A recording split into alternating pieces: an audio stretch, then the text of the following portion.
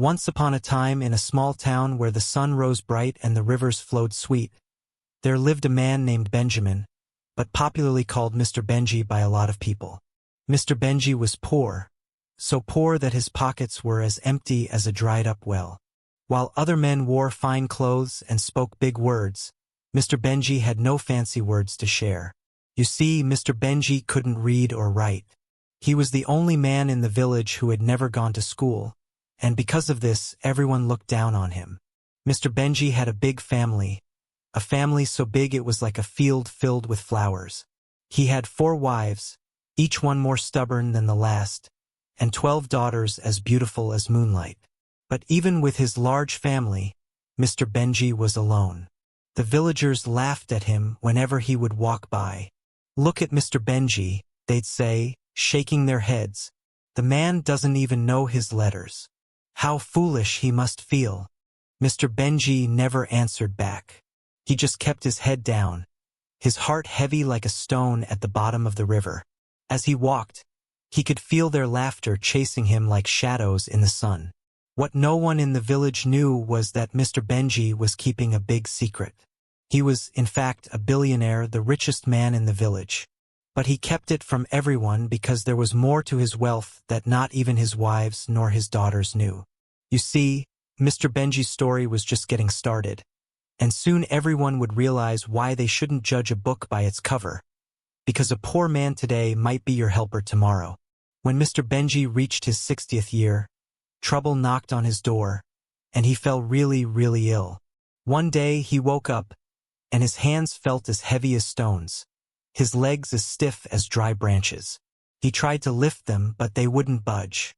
It was as if his own body had turned against him. Mr. Benji's family, seeing their father's struggle, hurried to find healers. They went from one healer to another, carrying him on their backs like a sack of millet, hoping for a cure. The healers rubbed herbs on his skin, whispered chants, and gave him bitter roots to chew, but nothing worked. Not even a drop of improvement. Mr. Benji's sickness only grew, spreading over him like dark clouds before a storm. As the days turned to weeks, his family grew weary. They spent all the money they had, but Mr. Benji lay there weaker than before. His hands wouldn't move, his legs lay still. The sickness had taken him like a fish caught in a net. His family's patience thinned like the last drops of water in a dry season. Slowly, one by one, they turned their backs on him, like leaves falling from a tree in Harmattan. His wives looked at him with eyes full of regret, whispering to each other, "What a mistake we made marrying this useless man. We deserve better." Even his daughters, who were as beautiful as the stars in a clear night sky, had no respect for their father. They were the pride of the village, with their beauty catching the eyes of every rich man around. But when Mr. Benji tried to speak to tell them right from wrong, they would roll their eyes and laugh. "Why should we listen to you?" they sneered. "What do you know? You're nothing but an illiterate old man. Go to school first before you tell us what to do." Their words stung Mr. Benji's heart like thorns, but he could do nothing. He lay there, watching his own family drift further away, treating him as if he were a burden, a shadow they wished would disappear. And so, Mr. Benji lay silent, his heart as heavy as a rock, left alone by the very family he had cared for all his life. His sickness turned from bad to worse, swallowing him up like a dark storm. He lay there, unable to control his own body, wetting himself, soiling his clothes. But his daughters only laughed at him, mocking him in his misery. They didn't lift a finger to help. They didn't cook for him, didn't clean his clothes. They left him lying there, his clothes smelling foul, as if he were nothing more than a forgotten rag. It was only the kind neighbors who took pity on him.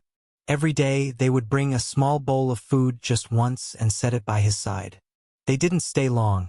They had their own lives to tend to. But at least they showed kindness, a warmth that Mr. Benji's own family refused to give.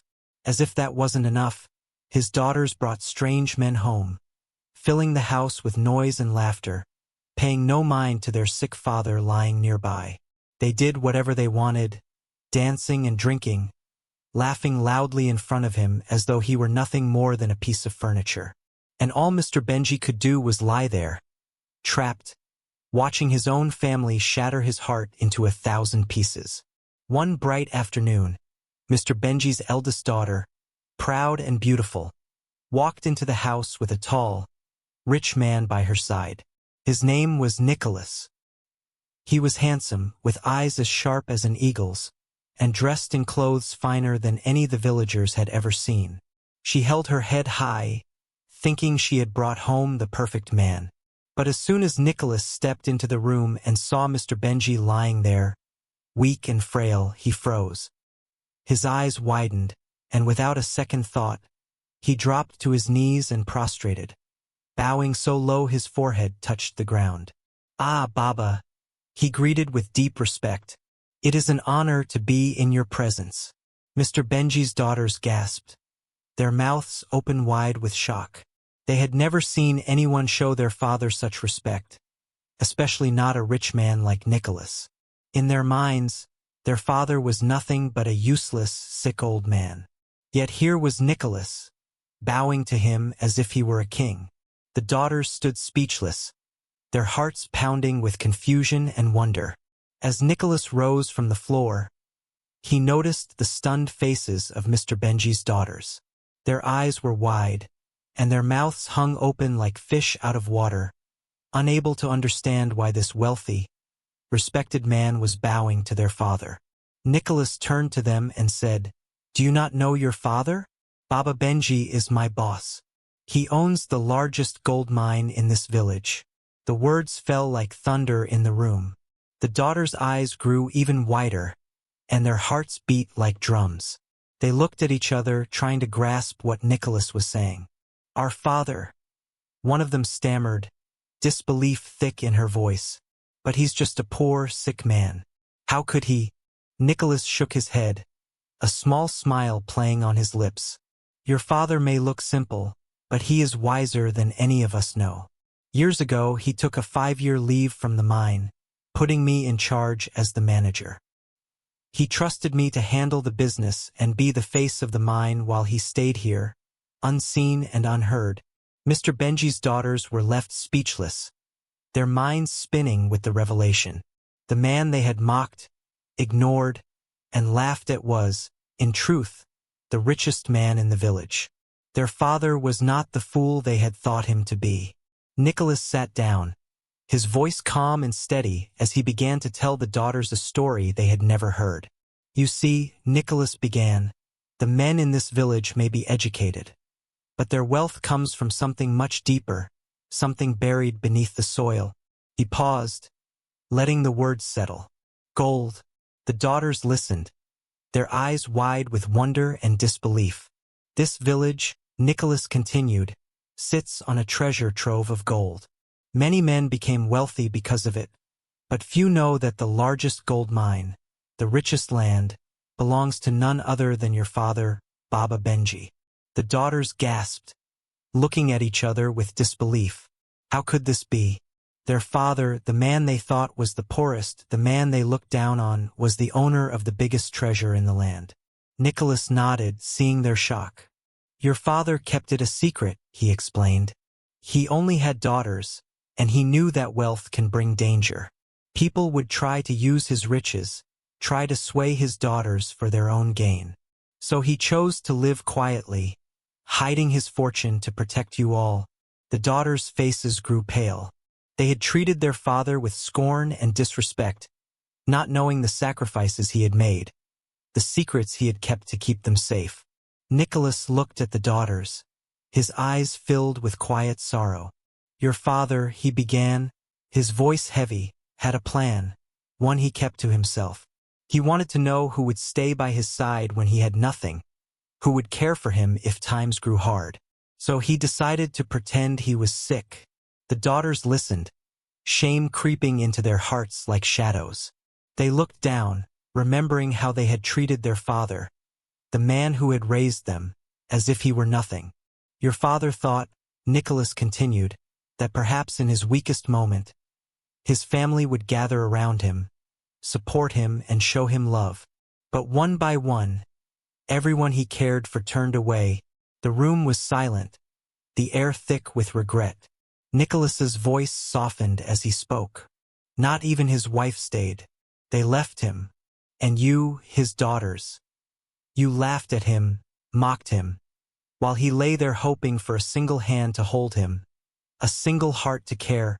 The daughters felt their faces grow hot with shame, each memory of their cruel words coming back like arrows. They had laughed at their own father, thinking him worthless, never once guessing that he was testing them, that he was watching to see who would stand by him. But in his lowest moment they had all failed him. News of Mr. Benji's true wealth spread through the village like wildfire. The people who had once laughed at him, who had called him a fool and looked down on him, now stood frozen in shock. Their whispers filled the air like the rustling of dry leaves, voices filled with disbelief and regret. How could we have been so blind? The villagers murmured. Mr. Benji, the richest man among us, living like the poorest. Mr. Benji's daughters felt their hearts sink like stones in deep water. Every laugh, every harsh word they had thrown at him came rushing back to their minds. They remembered the times they had turned away, mocked him, and left him lying helpless and alone. Even his wives felt the sharp sting of regret. They had walked away, thinking they deserved more, thinking Mr. Benji had nothing to offer. But now they saw the truth. They had lost everything.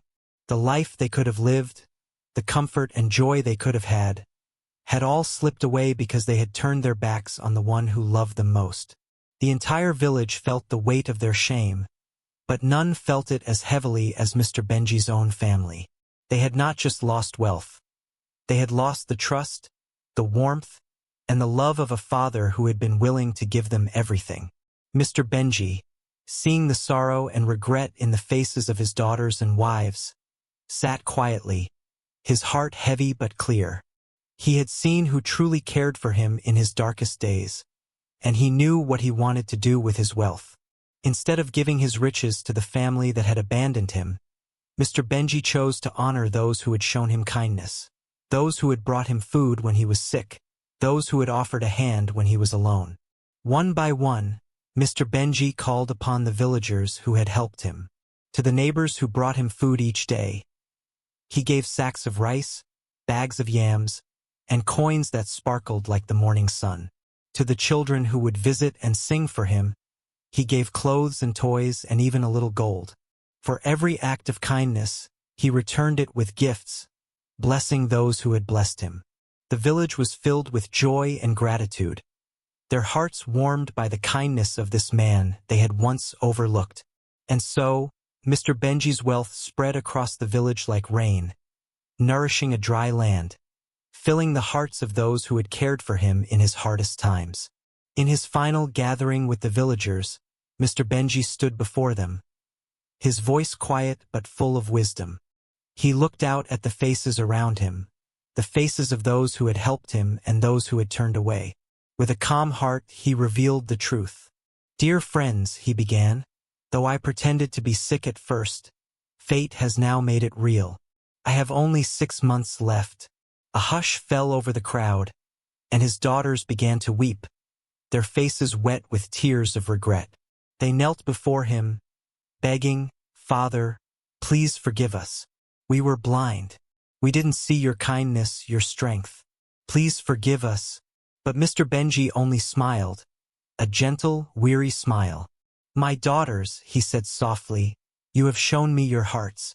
I have seen who you truly are. My love for you remains, but trust must be earned, and respect must be given freely." With those words, Mr. Benji turned to those who had cared for him, who had stood by him without knowing his wealth.